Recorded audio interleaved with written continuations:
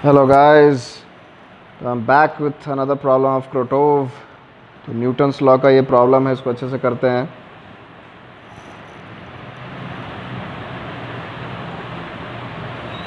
तो सवाल आपके सामने, इसको पढ़ लीजिए। 1.46 नंबर क्वेश्चन है, ठीक है। A cylinder and a wedge with a vertical face touching each other move along two smooth inclined planes forming the same angle alpha with the horizontal, ठीक है। The masses of the cylinder and the wedge are m1 and m2 respectively. Determine the force of normal pressure। Basically ये normal पूछ रहा है, normal pressure as such pressure नहीं पूछ रहा है आपसे, नॉर्मल की वैल्यू पूछ रहा है। Is asking about force, right, exerted by the ways on the cylinder. तो देखो क्वेश्चन पढ़ के तो थोड़ा बहुत क्लियर होता ही है, फिगर देखने के बाद ज़्यादा क्लियर होगा। फ्रिक्शन को जो है नेगलेक्ट करना है, फ्रिक्शन जो है नेगलेक्ट होगा यहाँ पे, नेगलेक्टिंग द फ्रिक्शन बिटवीन देम।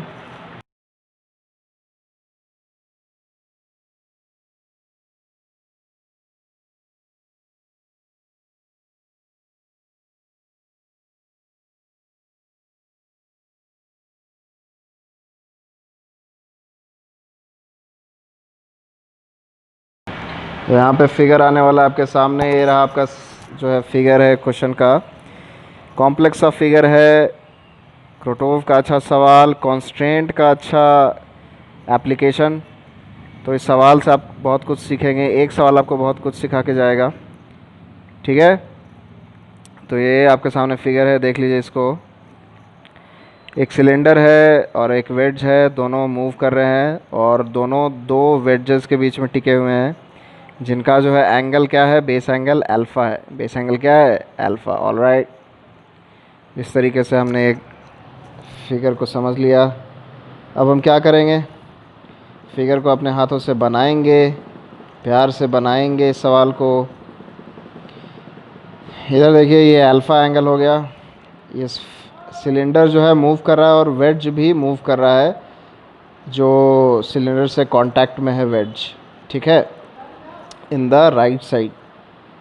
तो ये पिंक वाला वेज भी मूव कर रहा है, तो हम एक एक्सेलरेशन मान लेंगे, ठीक है। बाकी जो एक्सट्रीम कॉर्नर्स पे जो वेजेस हैं वो क्या है, वो फिक्स्ड हैं, ठीक है, एक्सट्रीम पोजीशंस पे, ठीक है।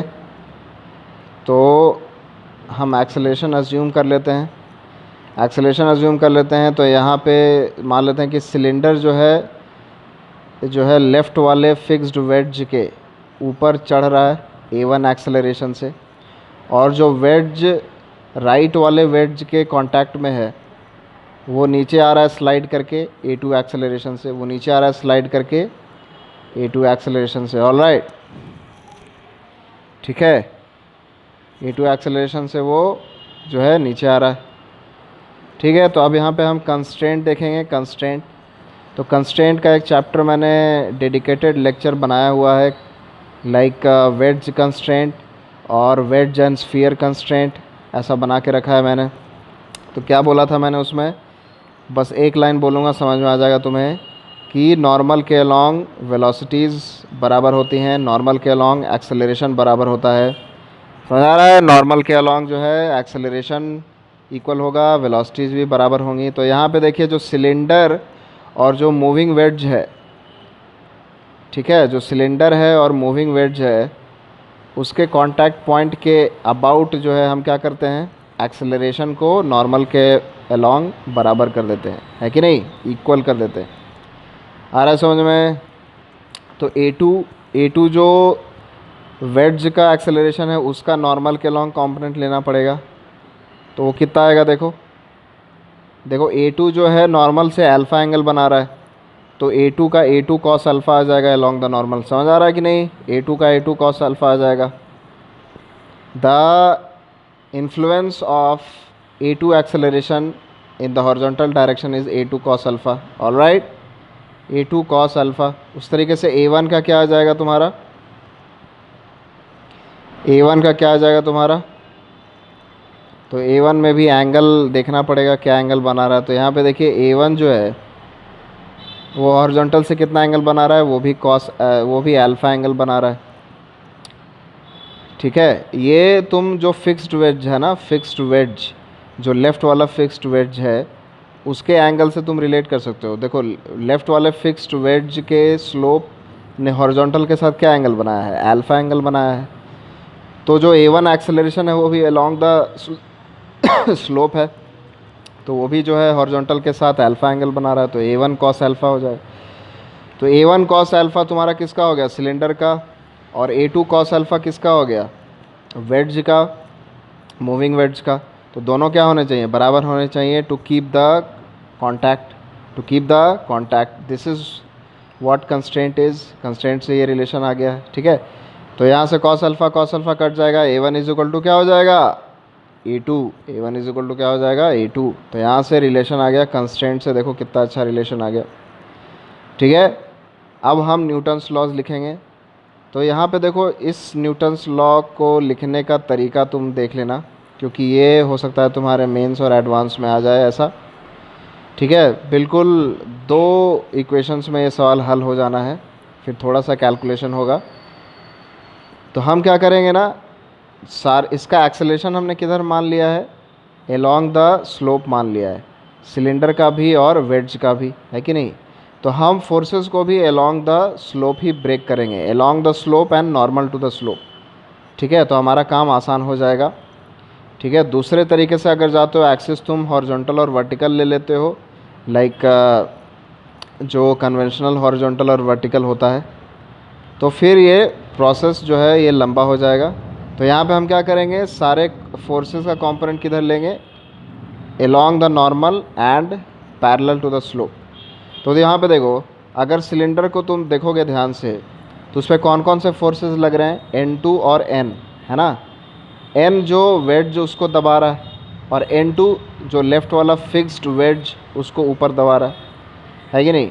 तो देखो N2 तो नॉर्मल टू द प्लेन है, N2 तो क्या है, नॉर्मल टू द प्लेन है, लेफ़्ट वाले वेज के नॉर्मल है कि नहीं। और जो तुम्हारा N है उसका क्या कंपोनेंट आ रहा है, अलोंग द स्लोप, है कि नहीं। तो स्लोप के अलोंग तुम्हें क्या निकालना है, component of all the forces which are being applied on the cylinder. तो N का जो कंपोनेंट आएगा अलोंग द स्लोप वो कितना हो जाएगा, N कॉस अल्फ़ा। अब देखो एंगल तुम्हारी लाइक क्लियर होनी चाहिए, ज्योमेट्री से देख लो तुम, लाइक सीधा सा ज्योमेट्री है यहाँ पे। तो N कॉस अल्फ़ा हो जाएगा ऊपर की तरफ, और डाउनवर्ड द स्लोप कितना आएगा, M1G साइन अल्फ़ा, आएगा कि नहीं आएगा। तो यही दोनों फोर्सेस लग रहे हैं अलोंग द स्लोप, है कि नहीं। तो आसान हो गया केस, वाह। तो हमने क्या माना था, सिलेंडर को ऊपर जाते हुए माना था। तो N कॉस अल्फ़ा ऊपर है, M1G sine alpha downward the slope है। तो क्या हो जाएगा, N कॉस अल्फ़ा ऊपर, देखो दिखा दिया, सिलेंडर का सेपरेट फ्री बॉडी डायग्राम बना के दिखा रहा हूँ। तो N कॉस अल्फ़ा ऊपर, N कॉस अल्फ़ा ऊपर, और माइनस M1G साइन अल्फ़ा नीचे। ठीक है, M1G साइन अल्फ़ा नीचे, तो इज इक्वल टू क्या हो जाएगा, M1 इंटू A1। समझ गए, न्यूटन्स लॉ लिख दिया सेकेंड लॉ के हिसाब से। ठीक है, अब हम किसका लिखेंगे, मूविंग वेड्स का लिखेंगे, मूविंग वेड्स का लिखेंगे, क्योंकि सिलेंडर की जो है हमने न्यूटन सेकेंड लॉ लिख दिया है। अब यहाँ पे देखिए, normal to the slope, normal to the slope में सारे फोर्सेस क्या हो जाएंगे, बैलेंस हो जाएंगे, है कि नहीं, क्योंकि सिलेंडर का मूवमेंट तो पैरेलल टू द स्लोप है ना, it is not normal to the slope. Alright, तो सही है। अब यहाँ से देखो, जो मूविंग वेज है उसका भी बना लेते हैं। तो उस पर नॉर्मल जो आ रहा होगा किसके द्वारा आ रहा होगा, जो राइट वाला फिक्स्ड वेज है उसके द्वारा आ रहा होगा। और एक न्यूटन्स थर्ड लॉ से, अगर वेज सिलेंडर को N से दबा रहा है तो सिलेंडर भी वेज को N से राइट की तरफ दबाएगा, है कि नहीं। तो अब देखो N3 का तो अलोंग द स्लोप कंपोनेंट आना नहीं है, N3 का अलोंग द स्लोप कंपोनेंट आना नहीं है, because that is perpendicular to the slope. जो भी आएगा N का आएगा, और N का कितना आएगा, N कॉस अल्फ़ा। तो यहाँ पे भी तुम्हें दिख रहा है कि upward the slope N cos alpha लग रहा है, upward the slope N cos alpha लग रहा है, क्लियर है, ऑलराइट। और डाउनवर्ड द स्लोप क्या लगेगा, M1G sine alpha, downward the slope क्या लगेगा, M1G साइन अल्फ़ा। ठीक है, लाइक उसका मास M2 है तो M2G साइन अल्फ़ा लगेगा, m2g sine alpha, m1 cylinder का मास है तो m2g साइन अल्फ़ा लगा ऑब्वियसली। ठीक है, तो आप देखिए इसका भी मैं सेपरेट फ्री बॉडी डायग्राम बना देता हूँ। तो अलोंग द स्लोप क्या क्या फोर्सेस आ गए, m2g sine alpha downward the slope आ गया, m2g sine alpha downward the slope आ गया, और अपवर्ड द स्लोप क्या आ गया, अपवर्ड द स्लोप क्या आ गया, n cos अल्फ़ा आ गया, upward the slope n cos alpha आ गया। ठीक है, तो हमने इसका एक्सेलरेशन किधर मारा था, नीचे आते हुए माना था, डाउनवर्ड द स्लोप माना था। तो m2g साइन अल्फ़ा डोमिनेट करेगा, minus n cos alpha is equal to m2 into a2, है कि नहीं, a2 माना था, m2 into a2। All right, तो न्यूटन्स लॉ लिख लिया दोनों का, सिलेंडर का और मूविंग वेड्ज का। प्रॉपर तरीके से सारा कुछ समझा रहा हूँ। a1 जो है ये सिलेंडर का एक्सेलरेशन है, अपवर्ड द स्लोप, a2 है वेड्ज का, मूविंग वेड्ज का एक्सेलरेशन, डाउनवर्ड द स्लोप। ठीक है, और a1 is equal to a2 आ गया था कांस्टेंट से, a1 इज इक्वल टू क्या आ गया था, a2। ऑलराइट, अब यहाँ से दो इक्वेशन, दो वेरिएबल आ गए, a2 को a1 लिख दूंगा, a2 को a1 लिख दूंगा, सॉल्व कर दूंगा, दोनों इक्वेशंस को जोड़ दूंगा, n cos अल्फ़ा तुम्हें कटते हुए दिख रहा होगा, तो क्या आ जाएगा तुम्हारा m2g sine alpha minus of m1g sine alpha is equal to, देखो a2 को a1 लिख दिया तो क्या आ जाएगा, a1 कॉमन हो जाएगा, a1 m1 plus m2, a1 m1 plus m2, a1 m1 plus m2। ठीक है, इस तरीके से अब देखो यहाँ पे a1 की वैल्यू आ गई, एक्सेलरेशन 1 की वैल्यू आ गई in terms of m1 and m2 and alpha of the wedge. तो a1 को लिख लेंगे यहाँ पे, ठीक है, a1 को लिख लिया। अब a1 को हम यूज़ कर लेंगे नॉर्मल निकालने में, क्योंकि सवाल में वही पूछा हुआ है, what is the force with which the moving wedge is pushing the cylinder, है कि नहीं। तो a1 को हम यूज़ कर लेंगे जो न्यूटन्स लॉ सिलेंडर को सिस्टम मान के हमने लिखा था उसमें, है कि नहीं। तो a1 की वैल्यू डाल देंगे, थोड़े से बड़े से इक्वेशंस आएंगे यहाँ पे, बड़े से टर्म आएंगे, तो उसको सॉल्व कर लिया जाएगा।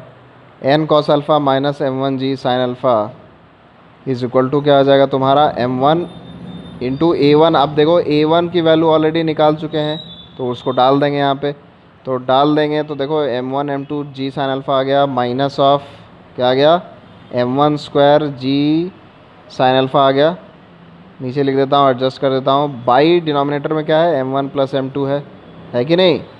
तो यहाँ से देखो हम इसको सॉल्व कर लेंगे, n cos अल्फ़ा को लेफ़्ट साइड ही रहने देते हैं, m1g साइन अल्फ़ा को जो है हम लोग राइट साइड शिफ्ट कर देते हैं।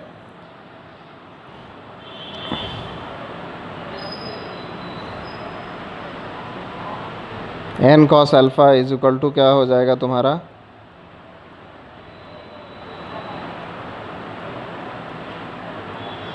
m1g sine alpha plus of m1g sine alpha plus of m1 into m2 g sine alpha minus of m1 square g sine alpha by m1 plus m2, है कि नहीं। इस तरीके से आ जाएगा तुम्हारा। अब देखिए इसको सॉल्व कर लेंगे फर्दर, एलसीएम ले लेते हैं, m1 प्लस m2 एलसीएम आ जाएगा, तो उधर क्या आ जाएगा, m1 square g sine alpha आ जाएगा, m1 square g sine alpha, ठीक है, प्लस क्या आ जाएगा m1 m2 g sine alpha, plus क्या आ जाएगा तुम्हारा m1 m2 g sine alpha, m1 m2 g sine alpha, ठीक है, प्लस क्या आ जाएगा m1 m2 g sine alpha, minus of क्या आ जाएगा m1 square g sine alpha आ जाएगा। ठीक है, देखो क्या क्या कैंसिल हो रहा है, m1 square g sine alpha, m1 square g sine alpha cancel हो रहा है, उसको कैंसिल कर देंगे, ठीक है, g साइन अल्फ़ा कॉमन ले लेंगे। ऑलराइट, तो ये सवाल ऑलमोस्ट आंसर आने के कगार पे है। तो देखो 2m1 इंटू m2 जी साइन अल्फ़ा आ गया, दोनों सेम टर्म में जुड़ गए, बाई m1 प्लस m2, और उधर क्या था, n cos अल्फ़ा था। ठीक है, तो लाइक सारे टर्म्स का ध्यान रखना है, कुछ भी ऐसा छूट ना जाए। तो n cos अल्फ़ा इधर है, तो कॉस अल्फ़ा जो है लेफ़्ट साइड आके क्या हो जाएगा तुम्हारा, एन की वैल्यू क्या हो जाएगी 2m1 into m2 ji by m1 plus m2, और sine alpha cos alpha adjust होके टैन अल्फ़ा हो जाएगा, sine alpha cos alpha adjust के टैन अल्फ़ा हो जाएगा। तो इस तरीके से ये एक अच्छा सवाल सीख लिया आपने, और किस तरीके से फोर्सेस को ब्रेक करना है अलोंग द स्लोप ये भी सीखा। तो ये